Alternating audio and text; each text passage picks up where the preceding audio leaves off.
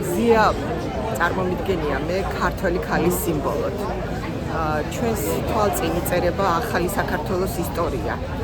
იმიტომ რომ ამ ქალმა თავისი სათნოებით, თავისი გაუტეხლობით, თავისი მტკიცე ხასიათით, მიუხედავად იმისა, რომ ჯანმრთელობა შეიწირა მისი, ექიმი ვარ და ვგრძნობ, რომ რამხელა კატასტროფის წინაშეა მისი ორგანიზმი.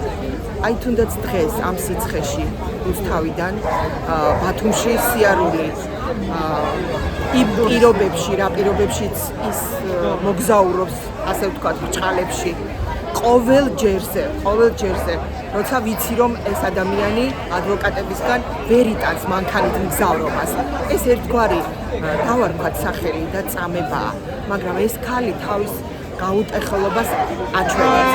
ერთხელაც ვიყავი მე შიგნით შესული და ვხედავდი რომ მთელი 7 საათი მიმდინარეობდა თუ 6 ფეხზე იდგა.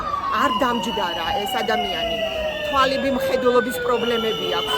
წარმოიდგინეთ, რამხელა წინააღმდეგობას უწევს და როგორ რჩება ჩვენში ეს ადამიანის სიმბოლოდ, ქალის სიმბოლოდ, გაუტეხლობის სიმბოლოდ, ქართველობის სიმბოლოდ. არავინ არ გვართმევს ჩვენ ქართველობას, ჩვენ პირიქით აი ამ პროცესებში ძალიან ბევრი დადებითი თვისებები დავინახეთ ქართველი ქალის. აგერ მოვიდნენ სინდისის პატიმარი ქალბატონები და არ ვიცი, ცრემს ვერ ვიწოდა, იმდენად მეამაყებიან ყველანი. ყველაფერი შეგვიბრუნეს, ყველაფერი უყუღმა დაგვანახეს.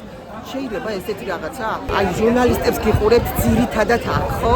აი ყველაზე უფრო მეტი აქტიურობა არის ონლაინ მედიის ჟურნალისტები, მართალი სიტყვის ჟურნალისტები, რომლებიც ადამიანებს სიმართლეს ეუბნებიან და ეს ხმა უნდათ რომ ჩაახშობენ. მაგრამ ვერ ჩაახშობენ, ვერც მზიას გატეხავენ, ვერც ამ ხმას ჩაახშობენ და ყველაფერი კარგად დამთავრდება საბოლოოდ. თუმცა ძალიან რთული გზა გვაქვს გასავლელად.